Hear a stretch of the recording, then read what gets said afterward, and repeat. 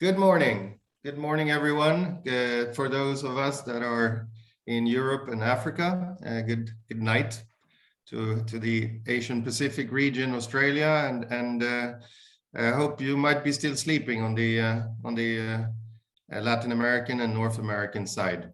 We have people here today, literally from all over the globe. Today's webinar is a co-production Eclairs Malmö, the road to Malmö, which will end with the summit next year in May. I'll come back to that later. I'm really pleased that Eclairs has been organizing this. It's a very good thing. Thank you very much, Eclairs, for the organization, perhaps specifically Julia and Joseph, who's working on this session and whose names you might see appearing during the session. Today's event calls on moving forward from the COP26, further enhancing multi-level and collaborative action for sustainable local development. And my name is Ola Nord. I work for the city of Malmö and I am situated in Brussels. So this is from Brussels. This session is recorded, I hope recorded, and will be available on the Eclairs website later. I hope everyone is aware of that. A few items before we start. You have a Q&A box in the lower part of your screen. Here you can add questions as we go along, and we will try and continuously, or at the end, we have a session of 20 minutes at the end, Q&As, where we will address hopefully all the questions that you have asked.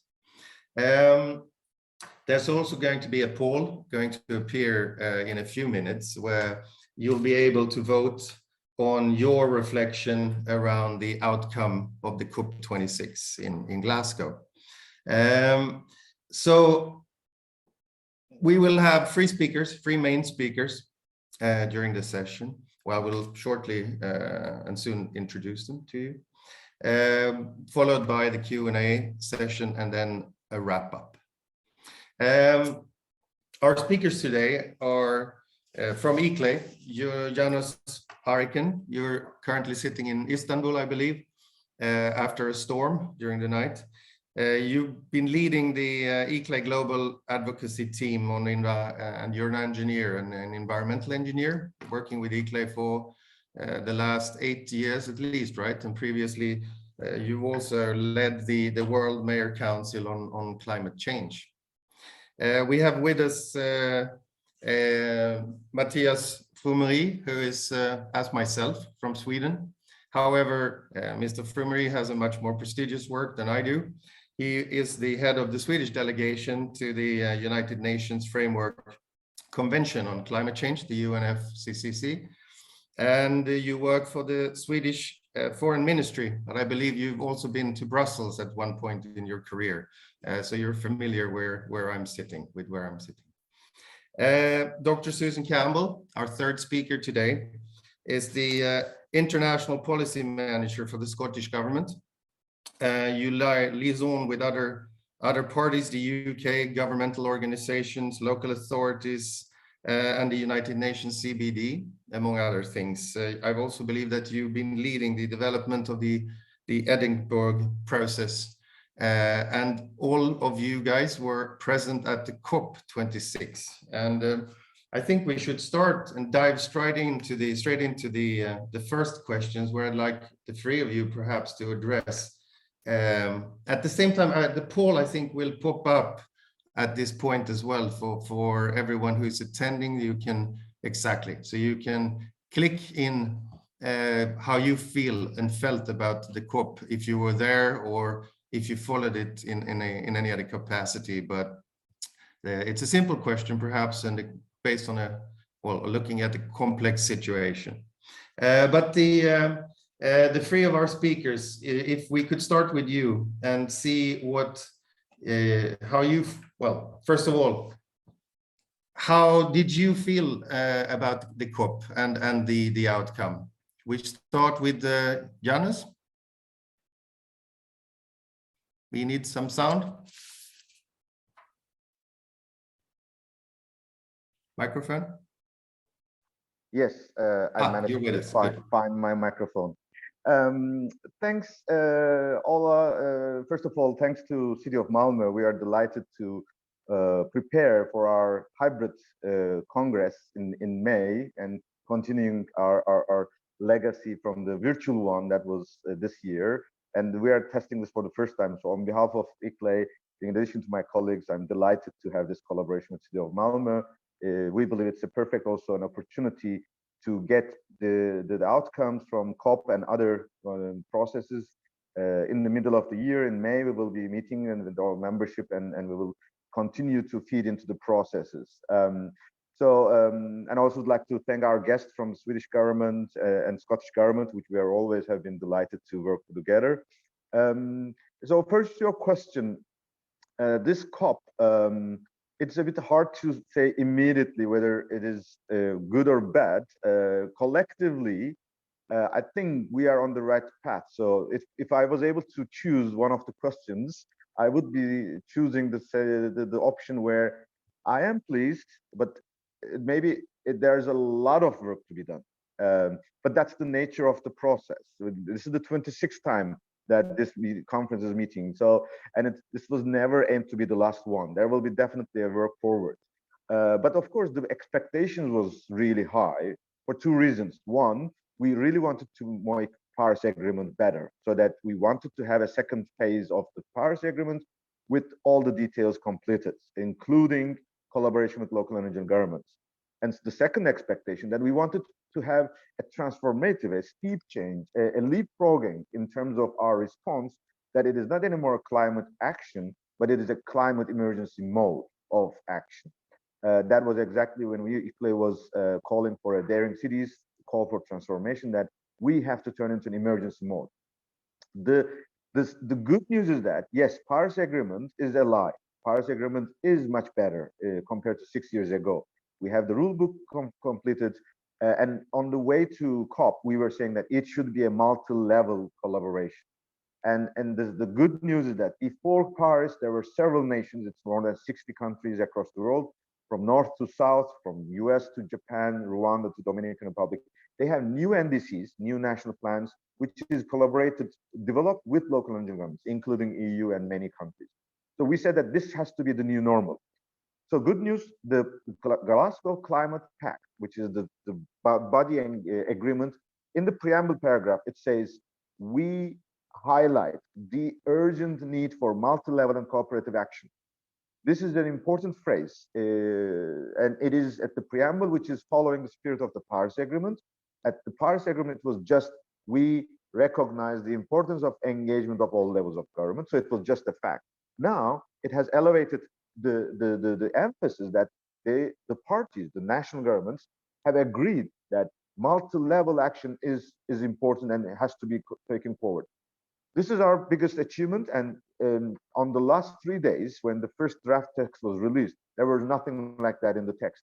So collectively, all local and regional government networks within ICLAI, within Europe, within global, we have more than 50 partners, networks, European and others. We made a collective effort that this has to be entered into the text, and we achieved that. And this was also a result of our collective 2 weeks of presence in person and virtually. And in that sense, I'd like to thank Scottish government, because they were the host of this process. We were the convener, and we were together with so many partners around the world. But and in addition to this phrase, there is a concrete recognition to local and regional governments in the text. There's a recognition to constituencies, and there's several paragraphs in Article 6.8 or Action for Climate Empowerment, which is much better than the past. So we are now confident in the second phase of Paris Agreement. We will be very active. However, and that is the debate, it is not an emergency response. COP in Glasgow was an incremental progress, and that is the biggest frustration, of course. But if we think that if we go to next COP in this year and next year, sorry, in Africa, in Egypt, we are expecting the things that were postponed, which is the challenges of addressing food, the challenge of addressing nature, resilience, culture, and loss and damage, but more important, urbanization, will be agenda in Egypt. Therefore, we are hopeful that we will be more or less like COP26 plus one, or let's say we are trying to brand Egypt and Glasgow is in fact a one package. If we can get those discussions onto the agreements and implementation phase, then we can say COP26 is now a fully transformative agenda. But we are not there yet. That's a homework for all of us. Maybe I can just conclude with this remark so that we can hear from other guests. Yeah, exactly. But it was a very good summary of your impressions. Let's see what the Swedish delegation thought. Sweden and Mr. Frumery, you represented the government and the national level in Sweden. Were your impressions similar to this, and your reflection also on local, perhaps regional participation in that context? Thanks, Ola. And first of all, great to be with you this morning. Greetings from Stockholm. I think in terms of the results, I mean, an important reminder for all of us, and it's difficult to forget actually, I mean, we still have a huge gap and work to do in terms of reducing emissions globally. So really, whatever the kind of the outcome and how you assess the outcome from COP26, I mean, that is sort of a stark reminder of the work we have in front of us in reducing emissions in all countries. But having said that, I mean, from my perspective, we consider the outcome from COP26 to be fairly robust and giving us sort of a good platform in moving forward on the work we need to do. We decided on the rule book, the Paris rule book, which we've been working on for so many years, setting out the rules for Article 6 on carbon markets, on transparency and reporting, on the common timeframes for nationally determined contributions. We also set up work in terms of climate adaptation when it comes to loss and damage and climate finance as well.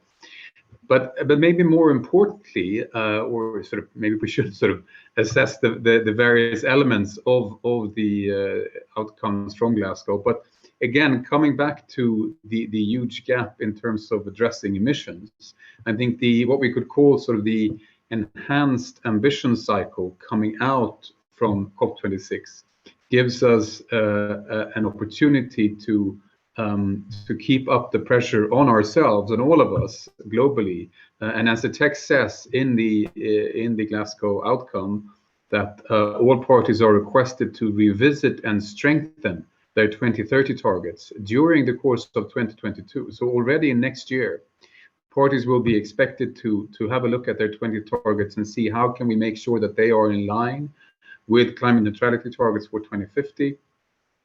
And there will then be a new so-called synthesis report from the UNFCCC Secretariat setting out where we are in terms of being in line with a 1.5 degree target, and then also a high-level dialogue at COP27 to ensure that and give a space for reflections on where we are in terms of the 1.5 degree target. And I think that's sort of a major outcome from COP26, that we will now have this kind of process moving forward. And also along with all the kinds of various initiatives and declarations that were launched as well by the COP presidency, but also by other actors on coal, on renewables, on finance, on transport, a number of various initiatives sort of mobilizing action globally, and also with not only state actors, but business actors, civil society actors, local and regional actors as well. So I think coming out from COP26, we see a renewed commitment to climate action globally, and also I think encouraging to see the engagement by sort of growing in so many sectors of society, providing us with a good platform moving forward. Thanks.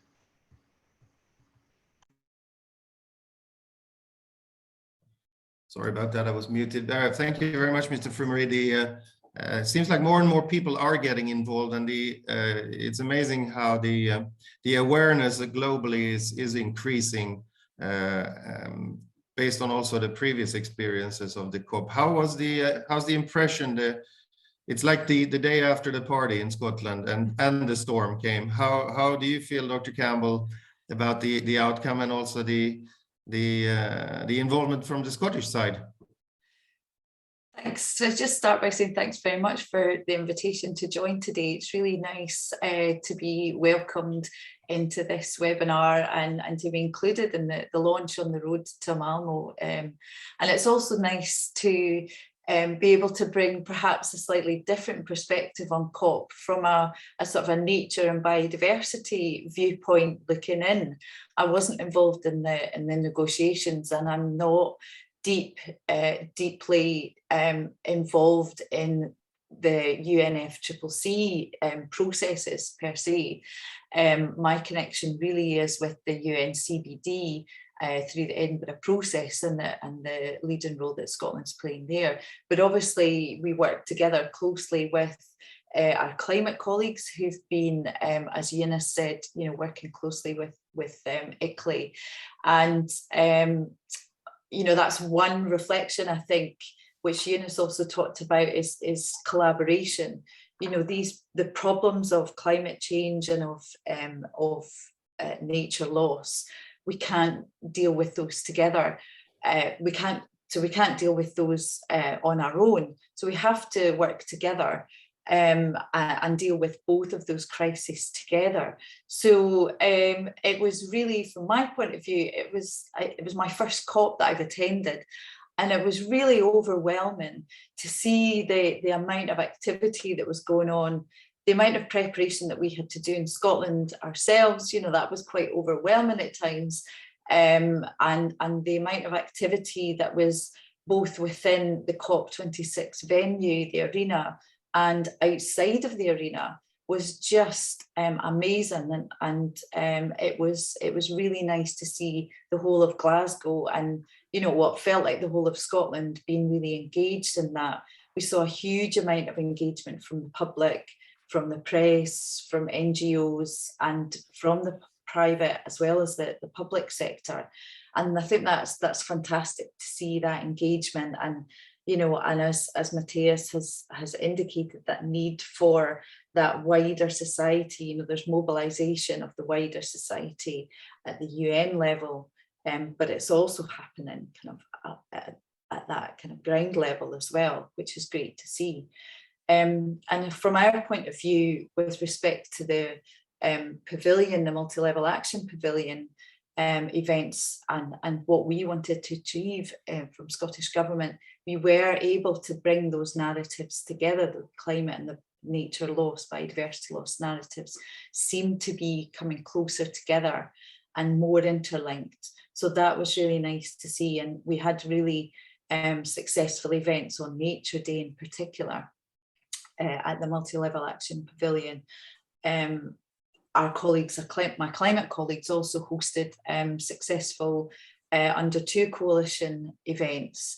And, I think that has also resulted in the renewal of the Memorandum of Understanding, and so both the Edinburgh process and the Under 2 coalition are really important parts of the Scottish Government involvement in and leadership, at that subnational level, if you like,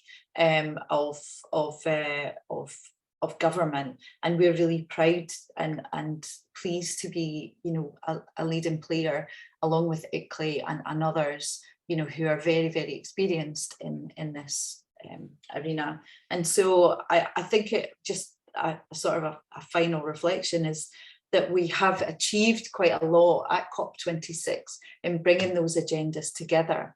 And we really need to continue that progress and keep that going as we move forward into COP15 next spring.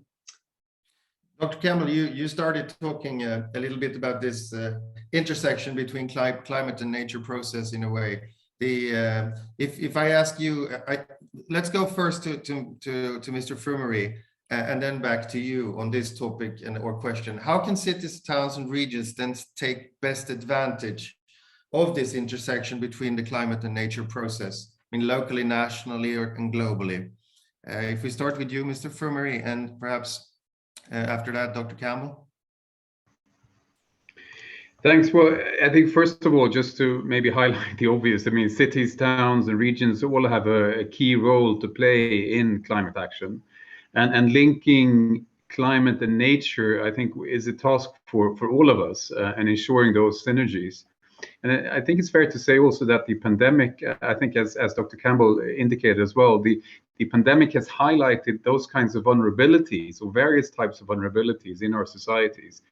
And then the economic recovery from the pandemic has also provided us with an opportunity to...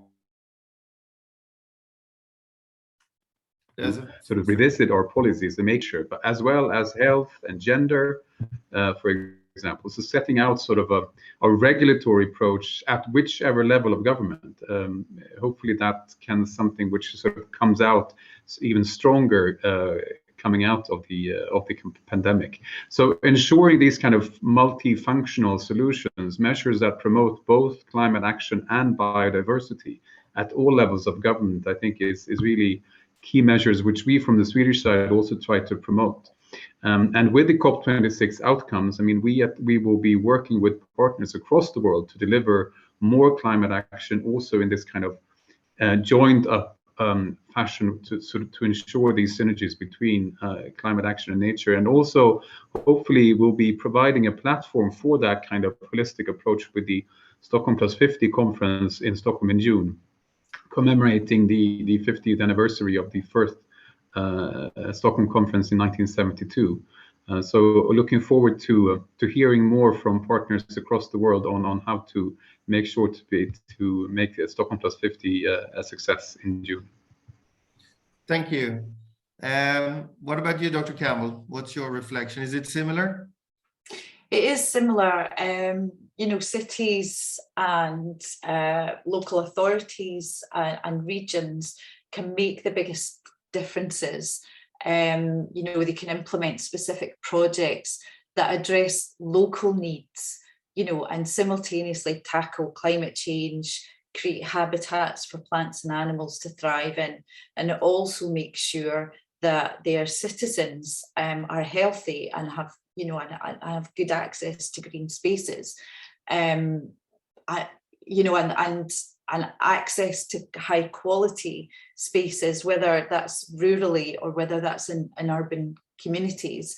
And, you know, in implementation of nature-based solutions in particular is a real area where that, you know, where that intersection lies. So, you know, introducing more trees, more green areas where you can absorb heat, you can absorb surface water, you can improve air and water quality, and also provide food. You know, if you're planting orchards, for example, you can provide community level food, you know, and towns and cities and local authorities can bring the resources that they have to put those in place, and those will all contribute towards the national targets and global targets. So, you know, it really needs all levels of government to work across the different agencies and the different departments within their government, but also to work, you know, between the levels of government as well. So it's a real matrix approach that we have to take, and we have to have the right policies and frameworks in place. Yeah, and so that's what we're advocating through the Edinburgh process, that it's not just state parties that have responsibility to meet global targets, but you know that everybody should be using the resources available within their localities to help realise national level and global level aims and ambitions, because that local translation is really important.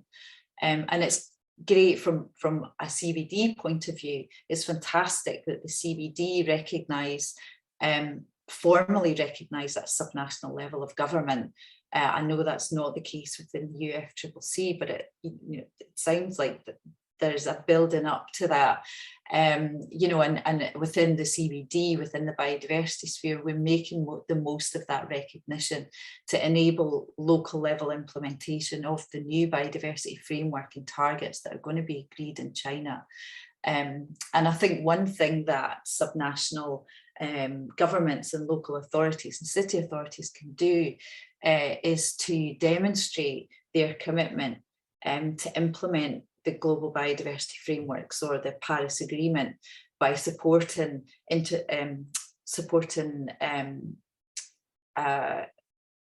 initiatives like the Edinburgh Declaration and like the Under 2 Memorandum of Understanding. And it would be fantastic if the UNFCCC would step up that recognition formally for subnational and local governments. Thank you very much. I'm just going to add something here that to everyone. Please be aware that you are free to add questions in the Q&A box. I see there's no questions so far, but I'm sure we're going to have some. And also between you, our invited speakers today, please feel free to raise your hand if you want to add something or ask one of your colleagues here in this session anything, right? Let's continue. I'd like to ask you, Mr. Arikan, multi-level and collaborative actions are required to keep us within or perhaps the ambition previously under the 1.5 Celsius degrees increase or limit. And I'm wondering, how can you further strengthen the participativeness on the multi-level and collaborative scale? Thank you, Ola, for the question. I also would like to connect to the previous discussion because there's a very strong emphasis of or relation, let's say. First of all, in the past 2 years, especially after Madrid, during the pandemic, there was literally a recognition that the powerful local and regional governments, those who are closest to their citizens, could play a huge role in responding to emergencies and responding to global processes. I think that has helped us, and as the other speakers have also addressed that. So that when we were in Madrid in 2019 December, there were hardly any national governments who have made a climate plan with local and regional governments. But we have seen, let me give you one example, Japan. Japan is one of the countries that we are really very, very proud of, because Minister of Environment of Japan was saying that, why don't we work with Japanese cities that they commit to climate neutrality by 2050? And he worked with Eclairs, and he, as a Minister of Environment, wrote to every city and prefecture in Japan. In 2 years' time, they have come up with 300 cities and prefectures in Japan committing to climate neutrality by 2050. And once Japanese government has seen that, then the Prime Minister of Japan committed Japan to be climate neutral by 2050, and then raised the 2030 targets. And now it's time to go back to the Japanese cities to commit to more ambitious action for 2030. A similar case has happened in Korea. Even if you look at the Dominican Republic, a country in the Pacific. So there are concrete models, there are concrete cases that is now showing that the national ambition is raising with local collaboration. So as Matthias has mentioned, this was in some exceptional cases. Now all the members of Eclairs, all cities and regions across the world, can go back to their ministers of environment, saying that in Glasgow, you have agreed to do this together. And as Matthias mentioned, there is now an opportunity that we could ask for a new NDC before COP concludes in December. So that is the time to bring those fresh information, the new commitments into the national climate.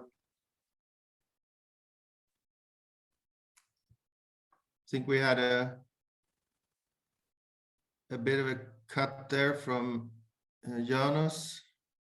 Let's go on. I mean, some things that are coming back here clearly is the collaboration issue, the partnership issue, the recognition issue, and I'm kind of also wondering in the context: is this the hype up to the COP, and then it's the aftermath, and then we have 6 months of not so much cooperation in the world or participation, and we tend to forget, and then we motivate and accelerate into the next COP and so on. But in terms of collaboration, then, Mr. Frumery, how is the Swedish government looking at this?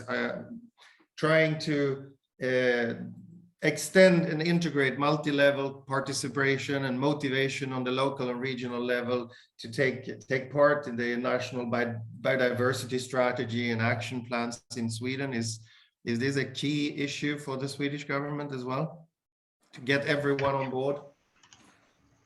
Yeah, I mean, I think that sort of brings to mind a key term in climate action on the just transition, and making sure that everyone is on board in the transition to climate neutrality globally. And I mean, our approach in Sweden is to integrate climate action and also environment issues into all policy areas and at all levels of government. And just picking up on one of the points which Mr. Arikan just made, I think we now have 23 Swedish cities which have signed what we call climate contracts, so aiming for climate neutrality by 2030 and working then in close collaboration also with government in implementing those.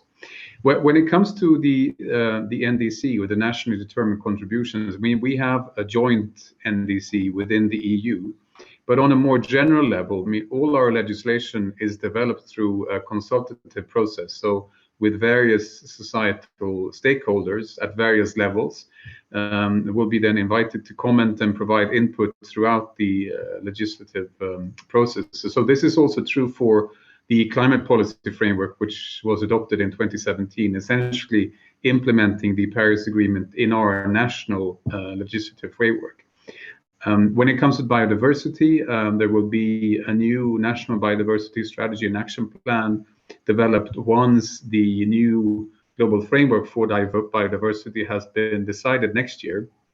And I would assume that the Swedish action plan would be developed in the same way as we developed in all government proposals, by engaging societal stakeholders at various levels to ensure that we have sort of this kind of participatory process in developing our legislation. And I mean, that's also something which we're trying to, in dialogue with partners across the world, encourage to do, both sort of engaging various societal actors at various levels in developing their climate policy. Just as one example, we did, I think it was in 2017, 2018, we supported a project carried out by the Stockholm Environment Institute, where we had dialogue in 5 different countries across the world, together with Swedish embassies as well, where we then invited societal stakeholders at both sort of national, regional, and local level in a dialogue on the development of the nationally determined contribution, or the NDCs, for those particular countries. And then, of course, also inviting, young people, ensuring gender balance in that kind of dialogue, so as to bring in as many societal stakeholders as possible in the elaboration of the climate policy.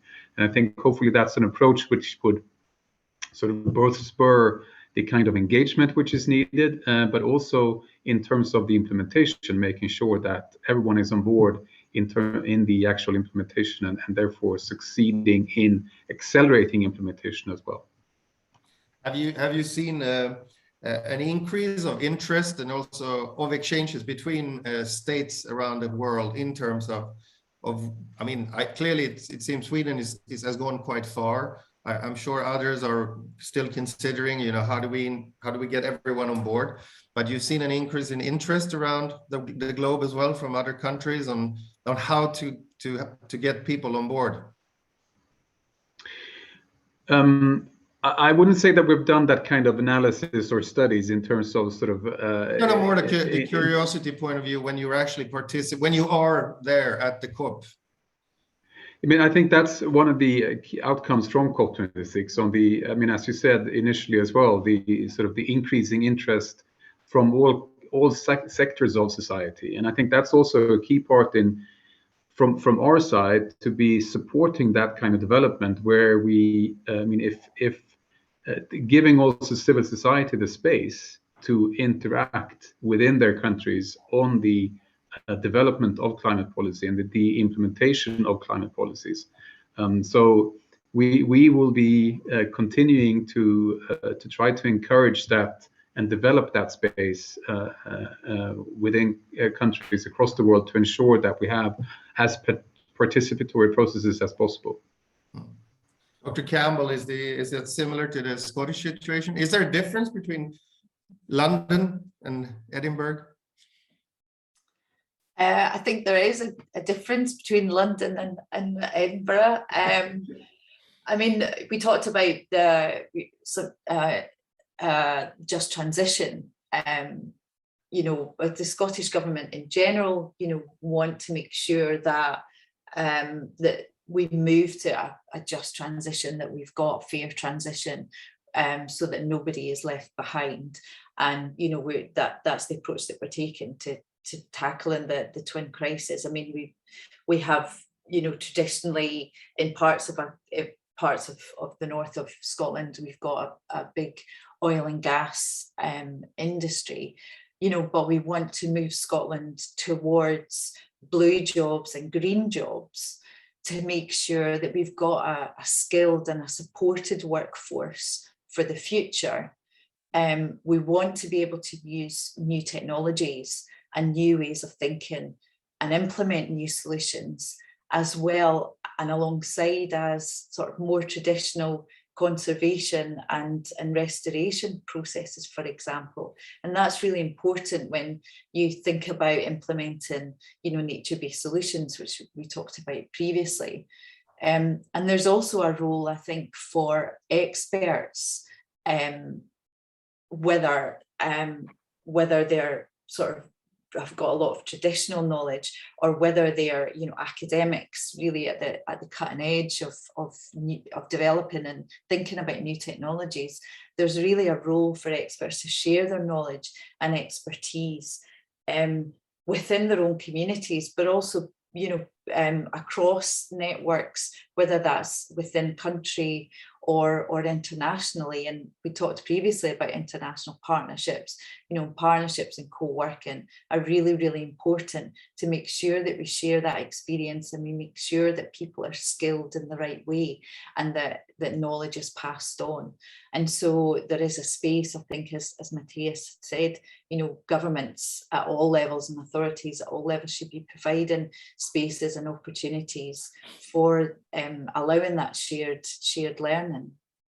That's the complicated part, getting everyone on board in that sense. Mr. Eichen, you're back again. The storm is clearly interfering a little bit with your connection, but we're glad you're back.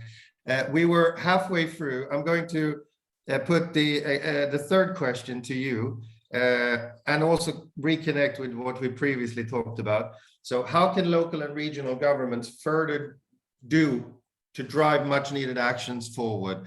And then perhaps link that to the issue of the 1.5 degrees as well, since we were halfway through that discussion when you were unfortunately disconnected. And I see we're getting more and more Q&As. Yeah. So after that, we are going into the Q&As and see if we can answer all the questions we've received so far.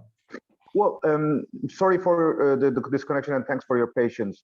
Coming back to this issue about how we can raise ambition, obviously we also have made so many commitments in the Race to Zero, and all the cities have been working on this ambitious 2030 target. And multi-level collaboration is also needed for this to succeed on that. As Susan mentioned, look at the debate in the US. They're talking about $2 trillion budget, and without this money, hardly any US city can also meet their targets. So multi-level collaboration is also needed for helping local and regional governments to meet their commitments, and then the nations to be becoming proud that their cities are also delivering their commitments. I think that is the essence. And one connection again on that, you all remember Eclairs has this legacy of the global processes and reflecting to the local level and vice versa. I see one of those questions, for example, in the Glasgow Climate Pact, there is a paragraph 62. It says it urges national governments to work with youth to integrate into local national climate planning. This is exactly what City of Bonn did when they were declaring a climate emergency. Then they were declaring a climate commitment, and now they are working with Fridays for Future based in Bonn, which is turned into a Bonn for Future process, which has the mandate from the city government and the council to develop the mapping of the climate neutrality target of City of Bonn. So it is exactly this stakeholder engagement, the power of youth, helping the administration. Although I'm sure you are definitely aware how challenging is that. You have maps, the plans, you have developed so many strategies, but as long as your citizens, your communities do not get on board, it is useless. It's just on the shelves. So now, inviting the citizens, not just demonstrating on the streets, but being part of the problem, the solution. I think it's an innovation that has been experienced now in Recife in Brazil. We would like to expand this kind of example. So if we can bring the results and such experiences to national processes more clearly and then report to COP, that those nations can say that, look, I have done this because I have to work with my youth and cities. I think that will be making us powerfully saying that in the second phase of Paris Agreement, we will run faster, we will run together, and we will be making the Paris Agreement real in practice. Thank you. There's a couple of questions which are linked into this actually. Dr. Campbell addressed the question back to Mr. Frumery on how do you get everyone on board and how do you get everyone included in society. And I see in our Q&As now that we have, let's see, we have from Monica Zimmerman, for example, no, that's a different question. Without naming people who asked questions, it's a bit difficult to see for me, but I've seen that there's a couple of questions on this issue of how do we ensure then that also the vulnerable groups in society, people which perhaps doesn't have normally a voice or a channel to make themselves heard, how do we get all these people actually feeling participative? Mr. Frumery? Tricky. Thanks. Well, I mean, I think it's obviously all countries and all actors need to find their own model on how to engage with society at large. I mean, just to give sort of a sort of a more general example of how we work in Sweden, when through our legislative process, which normally would be launched by some kind of a study or an inquiry into developing new legislation. Once that study is being presented, it would then be shared with a number of societal stakeholders, and it can be sort of the government formally sending that and sharing that with, in our case, then all our regions. So the regions would then be engaged in sort of assessing how does this impact our region and what would we want to see additionally in terms of legislation. It could also be shared with cities, and it can be shared with businesses, civil society actors, in that kind of formal process where the government would then solicit various the views from the societal actors and then ensuring sort of that we have a legislative product which responds then to the various types of needs and requirements which different actors and societies have. So that's, obviously a model which countries need to find in their own way. How do you engage with those kind of actors? And of course, how do you identify those actors? Which are those actors which you would want to engage with? Again, coming back to climate policy more specifically, we also established a youth policy or youth climate council just about a year ago.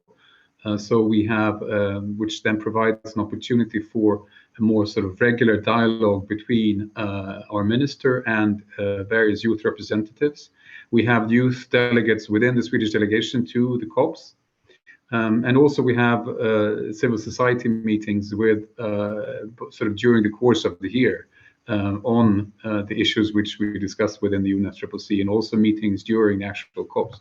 So again, we're trying to find various ways in order to engage, both in terms of designing legislation and also in implementing the legislation we have in place.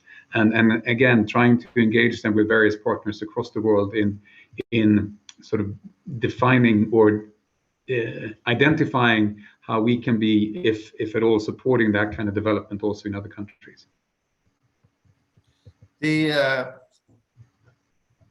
How do you feel about putting increased pressure on national governments is a question from Anthony Pierce in the Q&As, and how do these groups then, interest groups, young people, put pressure, local authorities, put pressure on national governments to commit themselves and align with the 1.5 degree objective here? I don't know, Dr. Campbell, do you have a thought around that, or I'll leave the question open to Mr. Arikan.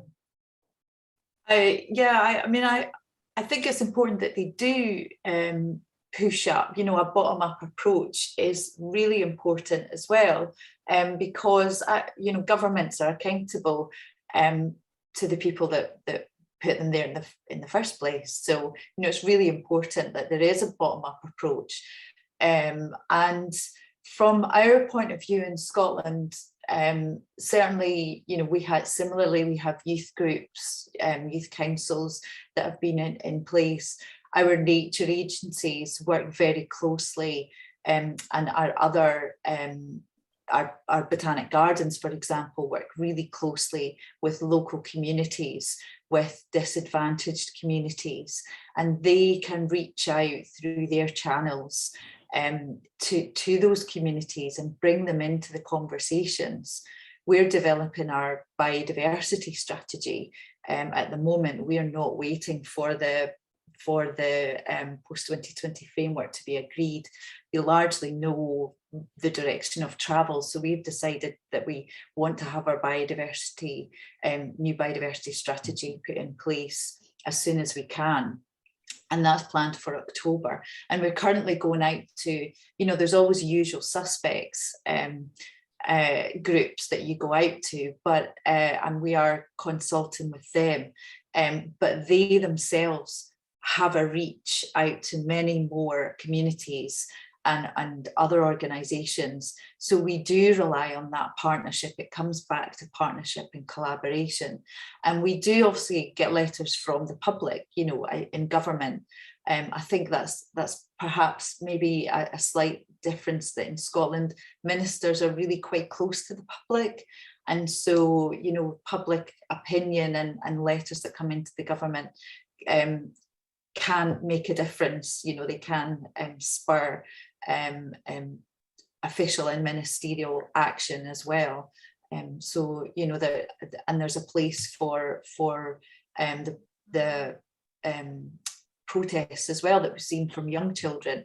But I mean, maybe one last reflection, thinking about, you know, it is youth who are going to be most affected in the future by the changing climate and the loss of nature if we continue on the path that we are. And so, you know, having that, there is a obligation on officials and government to make sure that across all of the departments that we are responsible for, there is action being taken to address climate and the understanding of climate and the understanding of nature loss, and to bring that into education, for example, you know, and our transport networks and, you know, our planning networks, to make sure that right across government we're speaking about these things with all of our stakeholders.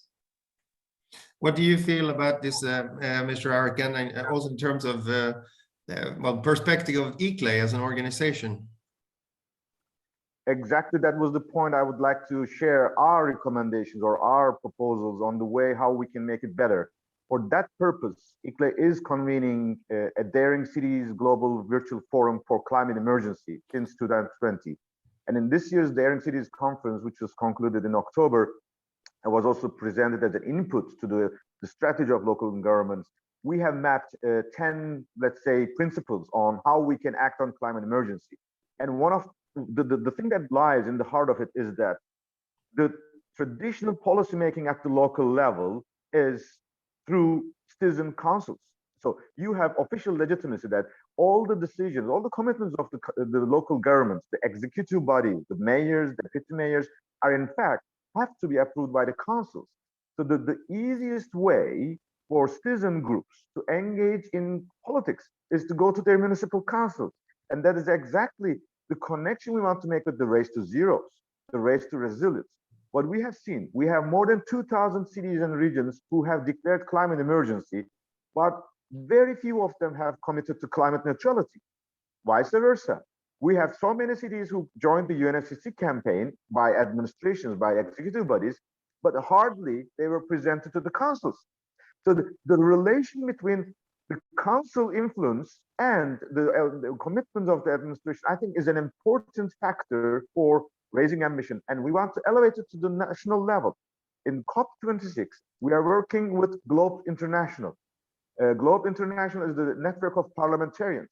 So there was a special session at the Scottish Parliament where we joined with Mayor of Isner, has addressed the need to bring legislative and executive bodies more actively in the national process And in fact, we have again evidences in the UN space. Paris Agreement has to be reviewed, all these commitments, the global stocktake. And Matthias mentioned, we had the Talanoa dialogues. We had fantastic opportunities of having this discussion. We have experienced citizen climate assemblies. That has worked as well. So I think these are the tools we have to empower so that this kind of direct participation now goes to the commitments, and commitments strengthen, and the ministers of environment report back to the UNFCCC. There's no better way, and there's no other way that I can think about. One final point, there was also this question on the chat box about the Japan experience. In fact, in the daring cities, we had important discussions. I would like to ask my colleagues Joe and Julia to share that link. And at COP26 on the 31st of October, we had a press conference. That was the World Cities Day. Again, this press conference was also joined by the Director General from Minister of Environment of Japan. His explanation was also very helpful. Yeah, we have,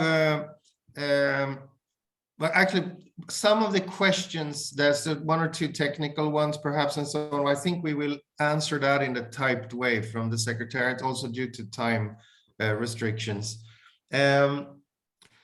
Before we take a look at the result from the pool that we launched before, there's a reflection in the chat or in the Q&As around the fossil fuel industries, for example, and how to get them on board.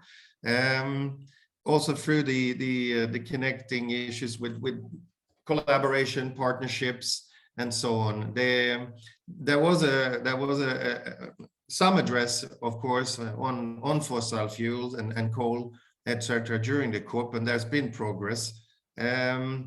What more can be done? I don't know. I'll leave the question open to the three of you. See, it's any volunteers? I know I see Arikan is volunteering. Yes, Marie. Start with you. Sure. Okay, I'll start then. Well, I think from our side, what the kind of message that we try to bring across from the Swedish side, both at COP26 and moving forward, is sort of urgency and opportunity. So the urgency of climate action and the opportunities inherent in moving forward on climate action. And I think the kind of setting the right kind of policy framework, ensuring that you have a financing in place, and also the kind of innovative technology which is needed and available for accelerating climate action. And the kind of solutions which, in our case, then Swedish companies can offer in terms of energy transition, energy efficiency, within industry transition. We're working together with India, for example, on something we call the Leadership Group for Industry Transition, where we're elaborating roadmaps for how various parts of heavy industry can transition to climate neutrality. So when it comes to sort of the fossil fuel industry, I think what's important is to highlight the opportunities in the alternatives. How can we accelerate the deployment of renewable energy, for example? And how can we make sure that we have a legislative environment in place in all countries which facilitates that kind of transition?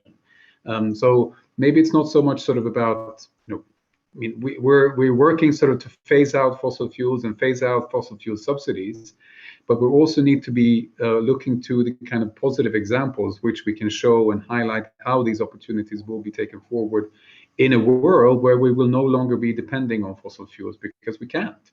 So, highlighting the positive examples, I think, is one way forward. Dr. Campbell, what do you feel? I mean, yeah, I would just echo that. I would just, say that, again, collaboration, speaking to people, that are responsible for those industries and bringing them into the conversation, helping them to sort of own the conversation, and to bring the strengths that they have and realize, that the strengths they have in transition is really important. I can't really talk about this from in detail from a Scotland point of view, because that's not my policy area. I'm not really engaged in that side, but I I do know that you know, there are lots of difficult conversations to be had, you know, and we should draw on the strengths and the skills that are transferable to what we want to see in future, to that green and blue industry that we want to bring about in future.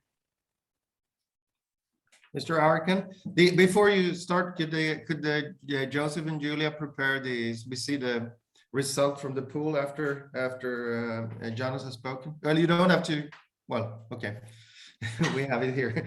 We'll take that first, and then I'll go to you again, Jonas. So we have a 3%, very pleased. So that's not so good. We're actually leaning towards overall disappointed, expecting a bit more. Luckily, very pessimistic seems to be not so high. So it's balancing between overall pleased and overall disappointed, but leaning towards a disappointment. Jonas, seeing that result linked to what we talked about, how would you respond to that? It is exactly the truth. People are still disappointed, but I think we should show more of our achievements and progress. For example, Scottish government was the one who kicked off a voluntary loss and damage facility. They donated 2 million, and Wallonia region contributed later on. So 5 million euro is there, but the facility doesn't exist because the countries did not agree on that. So it's time to bring this back in COP27. So let me conclude. I think this will be my closing remark. On the fossil fuel divestment, started with a Dunedin city in New Zealand, small city. It's expanded now to hundreds of cities across the world. Coming back again, this issue of there are hardly any local and regional governments asking for a nuclear energy in their home or in their town, but all of them are investing in renewables. That is exactly one of those reasons why we should empower local governments. And my final words, especially I want to share this with Matthias because we will discuss it more in the coming days. Stockholm plus 50 is a milestone.